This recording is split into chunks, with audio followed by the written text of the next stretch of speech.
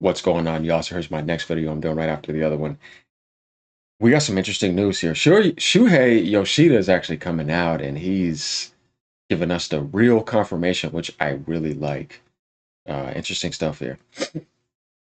We got two statements by him that's going to be very important in this video. So let's get ready for this. One, Xbox games on PlayStation 5 is a win for PlayStation owners, says Shuhei Yoshida.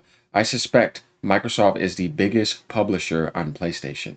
He laughed as part of an interview with Sacred Symbols Plus. One, it's also a win for Xbox.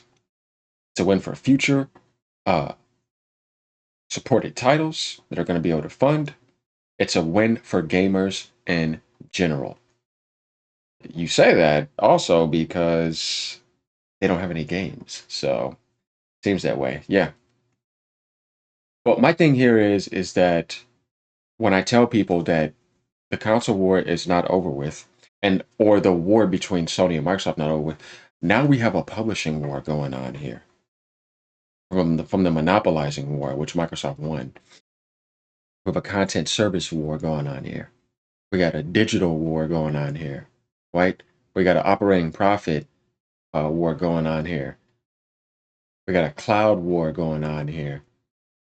And Microsoft's trying to make sure that they are dominant in those categories. In-house war. Let's go to this article and let's get to it. We'll get to this other one in a second. Xbox games on PlayStation 5 is a win, he says, right? Shuhei Yoshida, fresh from his departure from PlayStation, which we know Jim Ryan pretty much gave him an ultimatum, as I've shared that in my recent video. After an illustrious 30-year plus career, has commented on Xbox's decision to port its first-party games to PS5. I suspect Microsoft is the biggest publisher on PlayStation, he laughed. Looking at the install base on Xbox, I think it's natural to understand what they're doing. Hardware sales of the Xbox Series X have been plummeting over the past few years, and its unprecedented acquisitions of juggernaut third-party publishers like Bethesda and Activision have left it scrambling for fresh revenue streams. Microsoft looks like it's been shifting its focus to Game Pass, which perhaps comes from the DNA of the company, Yoshida observed. They're a software company, a cloud company, so their products like Office 365 are available elsewhere on Mac, on mobile, on Windows.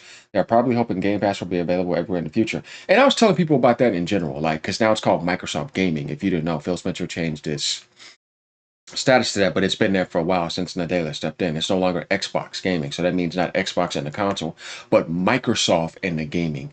And Microsoft, like you see, Windows wants to be put on everything. That's just how Microsoft works in general, so that it could be rich now, like a Microsoft brand. That's literally how it works, y'all. We heard that, right? Because I have to explain these things to people that are still stuck in the old era, like it's PS3 and 360 again. It's like that's not what it is now. Those days are gone. Like the Days Gone sequel. No, I really hope that sequel actually happens, but we know Sony screwed that up. And Jim Ryan. Okay, so it's unlike Sony will ever allow Game Pass in its current guise. Well, then they would just boost all the Game Pass numbers, and that just boost Microsoft spending. So I don't see them doing that, or Nintendo on the PS5, as it would eat into its own subscription revenue and third-party game sales. However, a more curated version, similar to EA Play, purely comprising Microsoft published games, could perhaps get approval from the Japanese manufacturer in the future. Okay, so I could see that actually being something that could be relevant, right? So, yeah, that actually makes sense if you think about it. I would push back and say, why would Game Pass eat away at PSN subs if they provide different games away from that some Xbox games are or have going to PlayStation anyways. I personally wouldn't mind having both services, but I'm just a gamer. What do I know?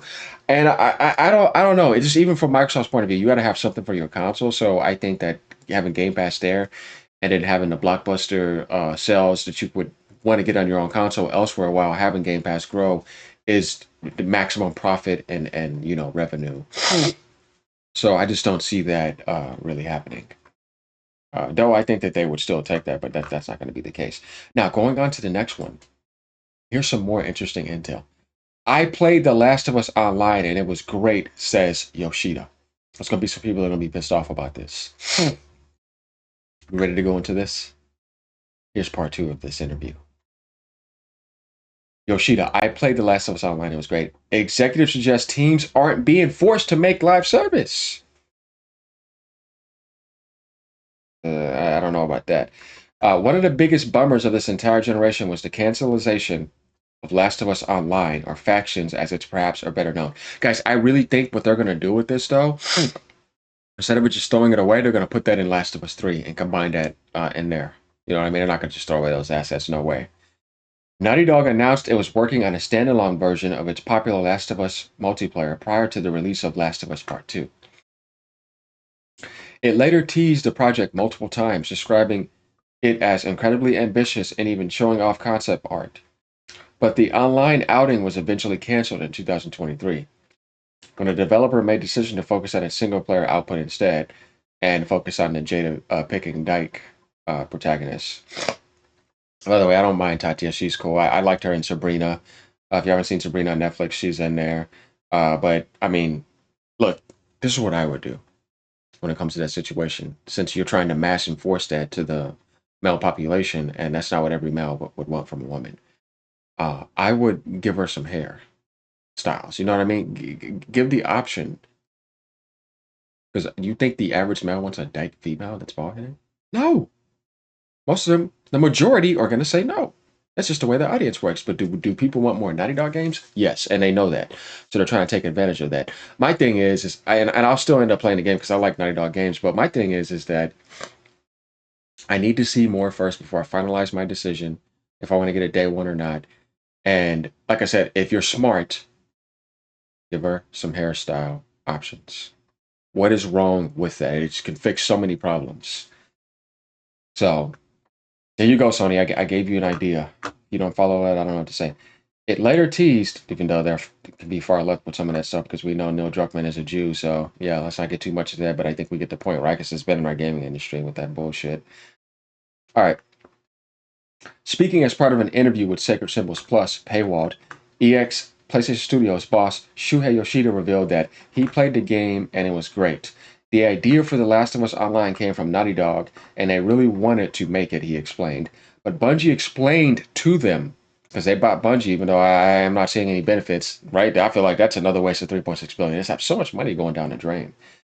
What it takes to make live service games, and Naughty Dog realized, oops, we can't do that. If we do, we can't make Intergalactic the Heretic profit, so there was a lack of foresight.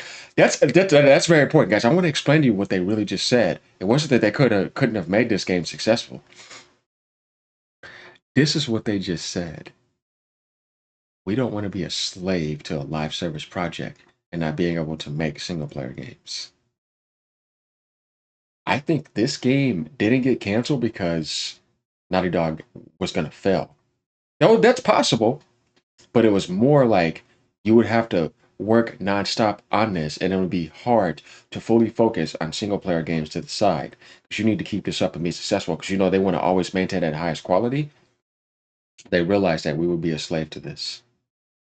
And it doesn't necessarily have to mean that you would literally be to an extent of you wouldn't enjoy the success, but more like when you do a live service, you have to fully focus on it. Like, think of how long Epic has been doing Fortnite. You know what I mean? When you look at games like that are continuously supported and you have to just really focus on it. Have they really been making anything else? No. Because they have to keep it up. So, yeah, that's what she would want. But my thing is like when you're making these like type of projects, yeah, but at the end of the day, it's like, here's my thing. Why would you not have the foresight?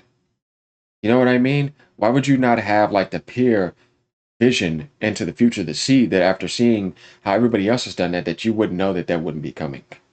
It's almost like they were clueless enough to not realize that, oh yeah, if I do this, I'm gonna really have to like stay on it for a very long time. Yeah, obviously. So why start it up if you wouldn't have known it at first? It's like sometimes I feel like there's a lot of cluelessness in the PlayStation world. Like, you know what I mean? Where it's like, what the hell, man? Let's finish this real quick and we'll get back to that. Yoshida continued that to this knowledge, no first party studio has been forced to make live service games. He noted that sometimes teams see the direction the company is heading and pitch their titles accordingly. From my experience, when studios see the company has a big initiative, they realize riding on that gives them a better chance of getting a project approved and supported. He explained, it's not like current PlayStation Studios boss Herman Host is telling teams they need to make live service games. Nobody said it was him, it was Jim Ryan. You know that. It's likely mutual. How when he forced you out and Sean Layden and all, I don't know, man, I'm not buying that. Sony recently canceled two live service projects from Bluepoint and Ben Studio, which has left fans feeling frustrated. Many feel both teams have now wasted potentially an entire generation on projects which will never see the light of day. Yoshida has been focusing his time and energy on indies over the past 4 years. Didn't have much to add on the status of those projects, but he simply concluded, yeah, it sucks.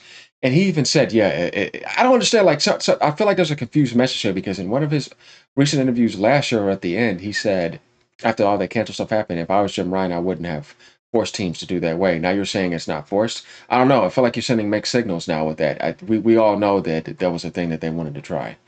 So, yeah. I'm sure the comments will be filled with people saying he is wrong because they clearly know better. I agree. So if studios like Sony, Band, and Bluepoint chose to make live service games without having any experience making live service games instead of single player games, it isn't Sony's fault. It's the studios. Yeah, don't be a fanboy. But anyways, thanks, Bungie. Well, look, it's Bungie. Look, Sony bought Bungie for live service expertise and also for future projects, obviously. And if all those teams were doing live service, and you knew what your strength was, and all of them get canceled, and Bungie's over here supposed to be the ones that are being the greenlit experts, right? Are they really though? Wanting to make some Gummy Bears game that's supposed to be like a Smash Brothers game, and then Marathon PvP only, some extraction shooter, and not making Destiny 3? That Bungie that we think about is not really there anymore. A portion of your team already was at 343 working on Halo, and then a lot of your team got laid off, right? And then a portion of your team recently had went to other PlayStation studios. It's not the same Bungie, and you spent 3.6 billion on that. I don't know what to say about this, y'all. What do y'all have to say? Because are we not getting mixed messages about this live service nonsense stuff? No, there was some forcing going on. There's just no way. Because let me catch you right here. And I'm not saying Shuhei's a liar or he's trying to do damage control for Sony, but why did they pitch you Days Gone 2 and then all of a sudden they're in a live Rush game? Why is Bluepoint, who does not do live service, do a God of War live service? Whose idea was that? You think it's Bluepoint's idea to do a God of War live service game? And then all of a sudden all of them are inexperienced at doing this and all these cancels are happening? Something's not adding up here, right? I got my answer. I know what the hell's going on, but I just don't understand him coming and saying that comment. I feel like that's kind of weird. I believe most of everything else he's saying, but I don't just accept everything everybody says because I have to really dive into it deeply, analytically, and then I have to say, okay, you know what? What I just told you guys about, Days Gone 2 being pitched down and all that stuff. It's like I know what they wanted to do, and then now here comes the Days Gone remaster. So yeah, it's kind of weird. Just think about it, y'all. So yeah, there's some interesting stuff here that he's getting out though. At the end of the day, I love Yoshida. He's an awesome individual. I'm just a little bit kind of like I'd say not massively, but just slightly startled. Like, what do you mean by that comment? Because that's just a little bit off. But going back to over here, uh, I like I said, I will challenge that comment too because it's like it's a win for gamers. You know what I mean? Not PlayStation owners. But, he's a Sony guy, so I understand that. But that's the thing on this. Like, come subscribe. Let me know what you guys think about this.